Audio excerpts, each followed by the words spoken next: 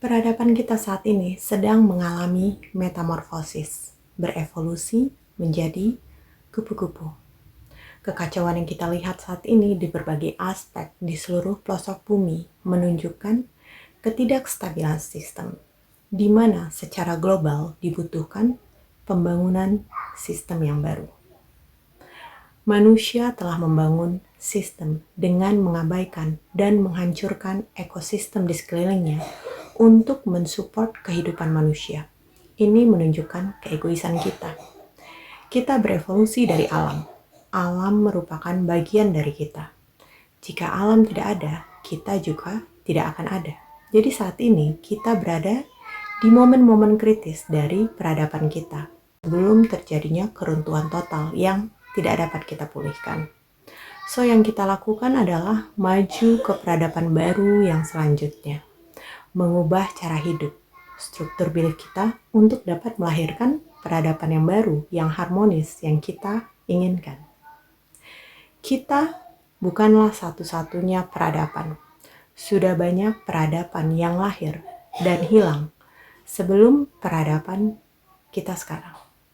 Sekitar 10.000 tahun yang lalu, kita memiliki peradaban yang dikenal dengan animisme.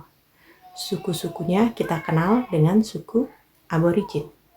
Mereka mengenal dunia tempat mereka tinggal sebagai sebuah taman, bukan terbagi-bagi dan terpisah-pisah seperti dunia yang kita ketahui saat ini. Tugas mereka adalah mengelola taman tersebut. Di dalam peradaban tersebut, semua hal-hal material juga memiliki sifat spiritual.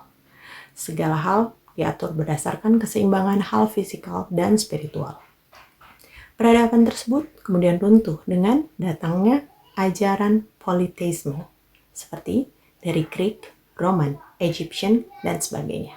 Di mana peradaban politeisme menempatkan hal-hal spiritual ke dalam dewa-dewa dan dewi-dewi seperti dewa air, dewa tumbuhan, dewi cinta. So, pada saat itu terjadi peralihan kepercayaan dari spiritual beralih ke dewa-dewa. Spiritual di sini dipisahkan dari hal material. Kemudian peradaban politeisme ini pun berakhir dengan dialihkannya ke monoteisme yang meyakini adanya satu Tuhan. Dan semua spirit dikatakan tidak berasal dari planet ini dan bukan bagian dari manusia. Jadi kita dipisahkan dari semua hal yang berbau spiritual.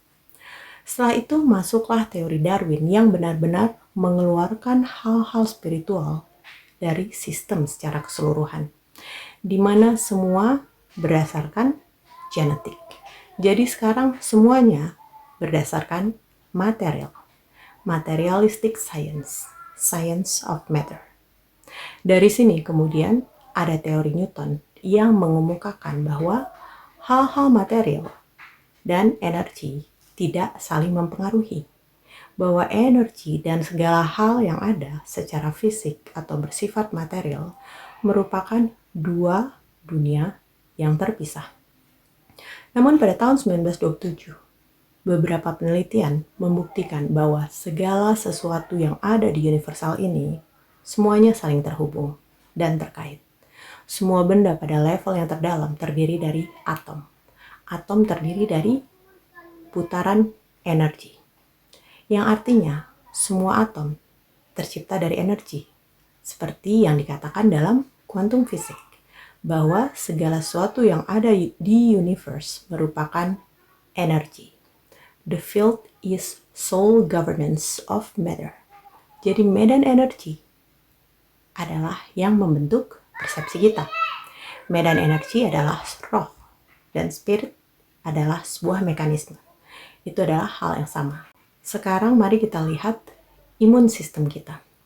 Imun sistem kita dapat membedakan mana yang merupakan bagian dari dirinya dan mana yang bukan bagian darinya sebagai identitas diri.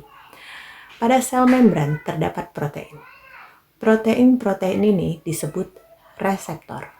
Semua indera kita adalah reseptor atau yang kita sebut sebagai self-reseptor. Reseptor dapat membaca sinyal. Sel darah merah tidak memiliki self reseptor. Oleh karena itu, kita dapat bertukar sel darah merah satu sama lain, tetapi tidak dapat bertukar sel plasma. Ini berarti self reseptor berada di luar sel membran. Sinyal diterima di luar sel. Medan energi kemudian mengaktifkan reseptor tersebut. Jadi tidak ada dua manusia yang dapat mendownload medan energi yang sama. Oleh karena itu dikatakan setiap manusia adalah unik. Setiap orang dari kita memiliki channel stasiun yang berbeda. Fisika kuantum menyebut medan energi ini sebagai spirit. Oleh karena itu disebutkan kita tidak dapat mati. Tubuh kita hanyalah vessel, kendaraan, sama seperti radio. Jika radio rusak, apakah siarannya ikut mati? Tentu saja tidak. Siaran akan terus berjalan. Begitu juga dengan kesadaran kita. Kesadaran tidak akan pernah berakhir. Kesadaran ada jauh sebelum peradaban di bumi lahir. Sebelum kita lahir dan akan terus ada setelah tubuh kita berakhir. Kesadaran akan terus ada dan akan muncul lagi dalam bentuk fisik yang lahir kembali dalam bentuk embrio ketika menemukan vessel dengan reseptor yang sama. Disinilah kita bereinkarnasi. Apapun warna kulit, rambut, mata, dan gender kita, kita bukanlah apa yang kita ketahui selama ini. Kita bukan gender kita bukan suku, bukan bangsa, bukan gelar kita, bukan harta, bukan karir, bukan orang tua ataupun anak kita. Kita bukan pencapaian kita. Apapun yang kita percayai tadinya sebagai identitas kita, bukanlah kita. Kita adalah kesadaran itu sendiri. Kesadaran adalah intisari diri sejati kita sebenarnya.